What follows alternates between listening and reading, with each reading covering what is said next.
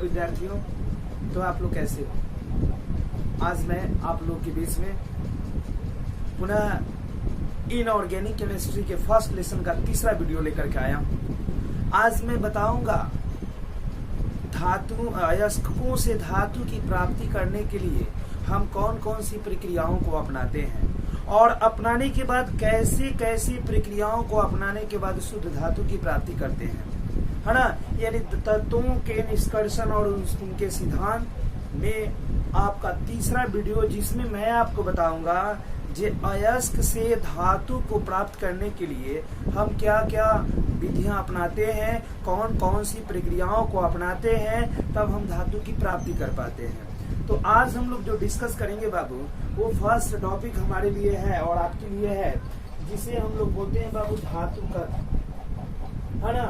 आज हम लोग फर्स्ट टॉपिक डालेंगे जिसका नाम है धातु कर्म। धातु कर्म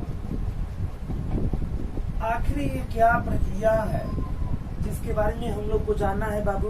तो धातु कर्म के बारे में मैं बता दूं, है ना, क्योंकि हमें ये जानना जरूरी है कि धातु कर्म क्या होता है ना। तो बताया जाता है बाबू, अयस्क से धातु को प्राप्त करने की प्रक्रिया। अयस्क से धातु को प्राप्त करने की प्रक्रिया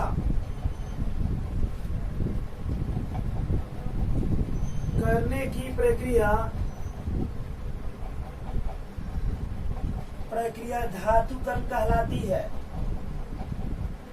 धातु कर्म कहलाती है, देखिए कहलाती है।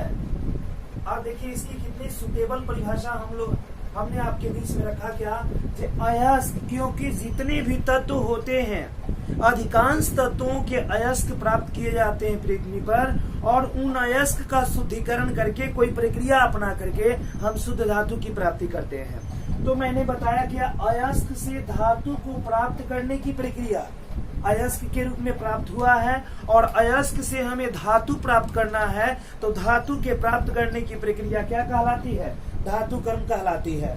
अयस्क से धातु को प्राप्त करने की प्रक्रिया धातु कर्म कहलाती है।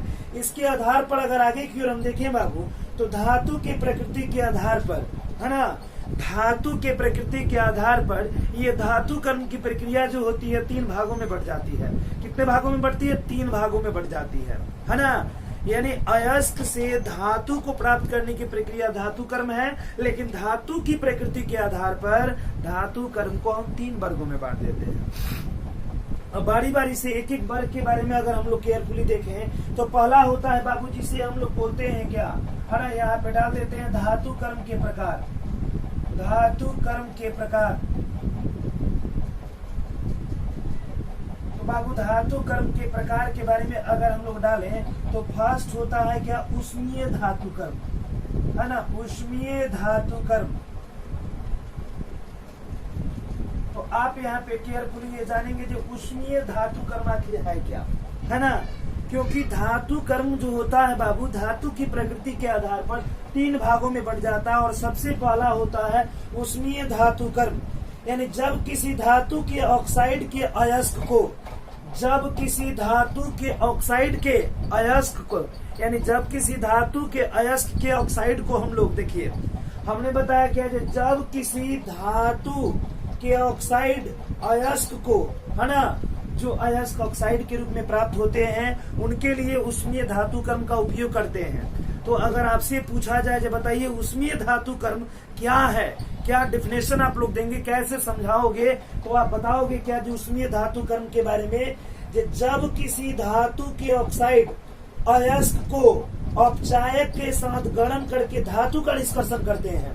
यानी जब किसी धातु के ऑक्साइड अयस्क को, है ना, अपचायक के साथ मिला करके हम लोग क्या करते हैं, निष्कर्षण करते हैं, तो वह प्रक्रिया जो होती है ऊष्मीय धातु कर्म कहलाती है। और ऊष्मीय धातु कर्म किन धातुओं के अयस्कों के साथ करते हैं, तो पहला होता है बाबू लोहा, दूसरा होता है टीन, और तीसरा होता है बाबू कॉपर, है ना। उसके बाद बताया जाता है कॉपर के बाद उसके बाद होता है जिंक, और जिंक के बाद होता है बाबू निकेल, है ना। ये सारी प्रक्रियाएं उष्मीय, है ना, विभिन्न प्रकार के धातुओं के निष्कर्षण के लिए हम लोग ये प्रक्रियाओं को अपनाते हैं। तो पहले तो ये जान गए कि बाबू जी उष्मीय धातु कर्म जो है धातु कर्म का एक प्रकार है ना। उष्मीय धातु कर्म का एक प्रकार है। तो इस प्रक्रिया में हम क्या करते हैं, तो किसी धातु के अयस्क ऑक्साइड को लेकर अपचायक के साथ जब भी हम प्रक्रिया करा करके निष्कर्षण की क्रिया करते हैं तो वह प्रक्रिया उष्मीय धातु कर्म कहलाती है। या किसके साथ होती है, तो लोहा का कोई अयस्क हो, टीन का कोई अयस्क हो, कॉपर का हो, जिंक का हो और निकेल का हो। अब देखिए हम देखते हैं बाबू दूसरा हमारा धातु कर्म का प्रकार। तो बाबू इसमें दूसरा धातु कर्म का प्रकार मिलता है विद्युतीय धातु कर्म। विद्युतीय धातु कर्म,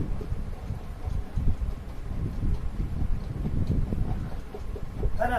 तो विद्युतीय धातु कर्म में होता है क्या बाबू, तो वैसी प्रक्रिया जिसमें किसी धातु के अयस्क को द्रवित अवस्था या जलीय विलयन की अवस्था में वैद्युत अपघटन करके, है ना, वैसी प्रक्रिया जो होती है विद्युतीय धातु कर्म, वैसी प्रक्रिया जिसमें किसी धातु के अयस्क को द्रवित अवस्था या जलीय विलयन की अवस्था में लेकर के वैद्युत अपघटन की प्रक्रिया के द्वारा शुद्ध धातु की प्राप्ति करते हैं, तो वह प्रक्रिया जो होती है विद्युतीय धातु कर्म कहलाती है। यानी वैसी प्रक्रिया जिसमें किसी धातु के अयस्क को द्रवित अवस्था या जलीय विलयन की अवस्था को लेकर के वैद्युत अपघटन की प्रक्रिया को कर करके, है ना, आसानी से शुद्ध धातु की प्राप्ति करते हैं, तो वह प्रक्रिया जो होती है बाबू विद्युतीय धातु कर्म कहलाती है। विद्युतीय धातु कर्म के लिए हमें वर्ग 1 और वर्ग 2 के तत्व, वर्ग 1 जिसे हम बोलते हैं क्षारीय धातु और वर्ग 2 के तत्व जिसे हम बोलते हैं क्षारीय मृदा धातु। यानी वर्ग 1 और वर्ग 2 के तत्वों के जितने भी अयस्क होते हैं, जिन जिन तत्वों के, उन अयस्कों से शुद्ध धातु की प्राप्ति करने के लिए हम विद्युतीय धातु कर्म का उपयोग करते हैं। तो देखो बाबू वर्ग जैसे में मिलता है क्या, वर्ग 1, है ना, वर्ग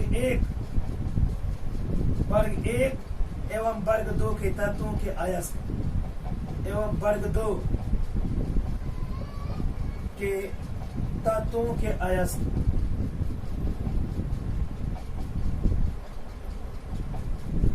है ना, इनके अयस्कों को हम विद्युतीय धातु कर्म द्वारा आसानी से, है ना, विद्युतीय धातु कर्म द्वारा आसानी से शुद्ध धातु की प्राप्ति कर पाते हैं।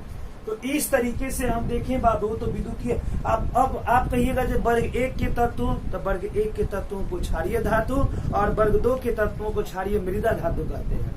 वर्ग 1 के तत्वों में लिथियम, सोडियम, पोटेशियम ये सभी आते हैं। वर्ग 2 के तत्वों में आता है बेरिलियम आता है ना। इस तरीके से आइएगा बाबू आपका मैग्नीशियम आता है, कैल्शियम आता है, ये वर्ग 2 के तत्व होते हैं। तो इनके अयस्कों को हम लोग जो होता है विद्युतीय धातु कर्म द्वारा आसानी से, है ना, धातु कर्म द्वारा शुद्ध धातु की प्राप्ति करते हैं। अब आता है बाबू तीसरा, और वो तीसरा होता है बाबू जिसे बोलते हैं हाइड्रो धातु कर्म। हाइड्रो धातु कर्म, है ना, ये होता है बाबू हाइड्रो धातु कर्म। अब देखिए ये धातु कर्म की कौन सी प्रक्रिया है भाई, तो वैसी प्रक्रिया जिसमें धातु के निष्कर्षण में उसके लवण के जलीय विलयन का उपयोग करते हैं। वैसी प्रक्रिया जिसमें धातु के निष्कर्षण के लिए हम लोग, है ना, धातु के उसके लवण के जलीय विलयन का उपयोग करते हैं, तो वैसे निष्कर्षण या धातु कर्म की प्रक्रिया हाइड्रो धातु कर्म कहलाती है ना। वैसी प्रक्रिया जिसमें हम लोग क्या करते हैं बाबू, वैसी प्रक्रिया जिसमें धातु के निष्कर्षण में, है ना, उसके लवण के जलीय विलयन का उपयोग करते हैं, तो उस तरह की प्रक्रिया हाइड्रो धातु कर्म कहलाती है। और इसके अंतर्गत हम किन किन तत्वों के और लवण का उपयोग करेंगे बाबू, तो Ag चांदी के और Au यानी सोना के, इनके लवण के जलीय विलयन का उपयोग करके हम हाइड्रो धातु कर्म का उपयोग और हाइड्रो धातु कर्म की प्रक्रिया को पूर्ण करते हैं। तो आपने जाना बाबू आज सबसे पहले धातु कर्म क्या है, तो मैंने बताया अयस्क से धातु को प्राप्त करने की प्रक्रिया धातु कर्म कहलाती है। और धातु की प्रकृति के आधार पर धातु कर्म को हम 3 वर्गों में बांट देते हैं। सबसे पहला होता है बाबू जिसे हम लोग बोलते हैं क्या, उष्मीय धातु कर्म। दूसरा होता है विद्युतीय धातु कर्म और तीसरा होता है हाइड्रो धातु कर्म।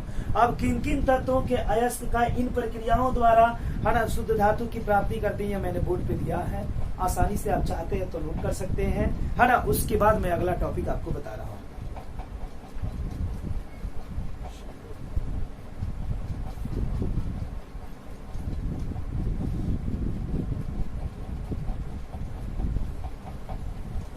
चलिए आते हैं हम अगला टॉपिक बाबू।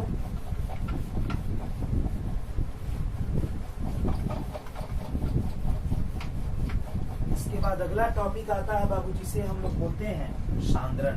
क्या बोलते हैं जी? सांद्रण। ये सांद्रण क्या है इसके बारे में हम लोग देखें तो सांद्रण के बारे में बताया जाता है बाबू। सांद्रण होता क्या है? तो अयस्क में उपस्थित अशुद्धियों को हटाने की प्रक्रिया, अयस्क में उपस्थित अशुद्धियों को हटाने की प्रक्रिया अयस्क का सांद्रण कहलाती है। अयस्क में उपस्थित अशुद्धियों को हटाने की प्रक्रिया क्या कहलाती है? अयस्क का सांद्रण कहलाती है। जैसे मैं यहाँ पे लिख दे रहा हूं, देखो, अयस्क में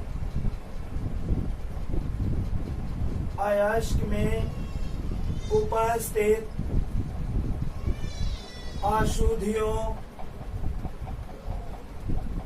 अशुद्धियों को हटाने की प्रक्रिया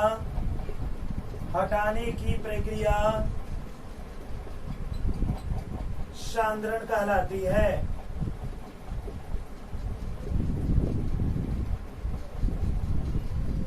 सांद्रण कहलाती है। अब देखिए बाबू, सांद्रण की प्रक्रिया जो होती है भौतिक और रासायनिक दोनों हो सकती है। यानी सांद्रण की जो प्रक्रिया होती है बाबू, सांद्रण की प्रक्रिया रासायनिक और भौतिक दोनों विधियों द्वारा हो सकती है। तो मैंने बताया बाबू सांद्रण के बारे में अगर बताना था, अयस्क में है ना उपस्थित अशुद्धियों को दूर करने की प्रक्रिया क्या कहलाती है? सांद्रण कहलाती है। और सांद्रण जो होता है बाबू प्रक्रिया भौतिक और रासायनिक दोनों विधियों द्वारा हम लोग कर सकते हैं। अब इसके बाद आता है अगला टॉपिक जिसे हम लोग बोलते हैं बाबू विदलन, है ना। अगला आता है बाबू जिसे हम लोग बोलते हैं विदलन। विदलन होता क्या है बाबू? ये कौन सी प्रक्रिया है, इसका उपयोग हम कैसे करते हैं? तो बताया जाता है जब अयस्क बड़े आकार वाले कणों के रूप में पाए जाते हैं, है ना। अयस्क जो होते हैं बाबू, जितने भी अयस्क होते हैं वे बड़े आकार वाले कणों में पाए जाते हैं। उन्हें छोटे छोटे आकार वाले कणों में परिवर्तित करने की प्रक्रिया क्या कहलाती है? विदलन कहलाती है। हमारे पृथ्वी पर जो भी अयस्क पाए जाते हैं वे बड़े बड़े आकार वाले कण होते हैं। अब उन अयस्कों को छोटे छोटे कणों में परिवर्तित करते हैं ताकि उनका सांद्रण या धातु कर्म या निष्कर्षण कर सकें। तो उन छोटे छोटे आकार वाले कणों में परिवर्तित करने की प्रक्रिया क्या कहलाती है? विदलन कहलाती है। आसानी से इसे समझेंगे बाबू। विदलन अयस्क के बड़े आकार वाले कणों के रूप में पाए जाते हैं, उन्हें छोटे आकार वाले कणों के रूप में परिवर्तित करने की प्रक्रिया विदलन कहलाती है ना। फिर से याद कर लेंगे, अयस्क हमारे बड़े आकार वाले कणों में पाए जाते हैं, उन्हें छोटे आकार वाले कणों में परिवर्तित करने की प्रक्रिया क्या कहलाती है? विदलन कहलाती है। उसके बाद लास्ट क्वेश्चन इसमें अगला इस वीडियो का मिलता है बाबू, जिसे हम लोग बोलते हैं निष्कर्षण, है ना। निष्कर्षण बोलते हैं बाबू। और यह प्रक्रिया भी जो होती है अयस्क से धातु को प्राप्त करने की प्रक्रिया होती है। इसे भी हम लोग क्या बोलते हैं? निष्कर्षण। निष्कर्षण क्या होता है बाबू? तो सांद्रित अयस्क से मुक्त अवस्था में धातु को प्राप्त करने की प्रक्रिया। सांद्रित जो अयस्क होते हैं यानी सांद्रण की प्रक्रिया करने के बाद तो सांद्रित अयस्क से शुद्ध धातु को प्राप्त करने की प्रक्रिया क्या कहलाती है? निष्कर्षण कहलाती है। याद करेंगे बाबू आप, जो सांद्रित अयस्क से मुक्त अवस्था में, चलिए लिख देते हैं, सांद्रित अयस्क से मुक्त अवस्था में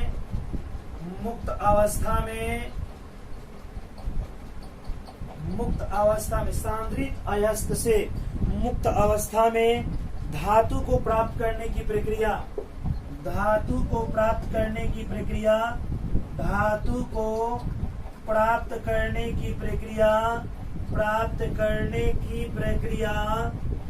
है ना, प्रक्रिया जो होती है निष्कर्षण कहलाती है। निष्कर्षण कहलाती है ना। अब यहाँ पे मिल गया आपको निष्कर्षण कहलाती है। चलिए अब ये तो कंफर्म हो गया बाबू। निष्कर्षण की परिभाषा अगर देना हो तो जो निष्कर्षण क्या है, तो सांद्रित यानी सांद्रण की प्रक्रिया के बाद जो सांद्रित अयस्क होते हैं उससे मुक्त अवस्था में धातु को प्राप्त करने की प्रक्रिया क्या कहलाती है, निष्कर्षण कहलाती है ना बाबू। ये यह बात और एक और बात याद रखेंगे, निष्कर्षण के लिए दो प्रक्रियाओं को अपनाया जाता है। जब भी किसी धातु का हम निष्कर्षण करते हैं, अयस्क का निष्कर्षण करके धातु को प्राप्त करते हैं, तो निष्कर्षण के लिए दो प्रक्रियाओं को अपनाते हैं। निष्कर्षण के लिए कितनी प्रक्रिया को अपनाते हैं, दो प्रक्रिया को अपनाते हैं। पहला अयस्क को ऑक्साइड में परिवर्तित कर, है ना, अयस्क को ऑक्साइड में बदल करके, जो अयस्क होते हैं पहले उन्हें हम ऑक्साइड में बदलते हैं। निष्कर्षण की प्रक्रिया के लिए दो हम लोग विधियों को अपनाते हैं। सबसे पहले अयस्क को ऑक्साइड में बदल करके, दूसरा ऑक्साइड से शुद्ध धातु की प्राप्ति करके, ऑक्साइड से शुद्ध धातु की प्राप्ति करके। तो ऐसे करके हम तत्वों के निष्कर्षण और सिद्धांत में से लगातार वीडियो हम देते रहेंगे। हमेशा आप नोट करके आगे की ओर बढ़ते रहेंगे। अब अगले वीडियो में हम बताएंगे बाबूजी ऑक्साइड में बदलने की कौन कौन सी प्रक्रियाएं हैं, सांद्रित अयस्क को ऑक्साइड में बदलने की कौन कौन सी प्रक्रियाएं हैं, हम लोग अगले वीडियो में मिल रहे हैं। तब तक के लिए ये सारी बातों को आप नोट करें, याद करें। अगले वीडियो में अगले टॉपिक को लेकर के मैं फिर आपके बीच आ रहा हूँ। धन्यवाद।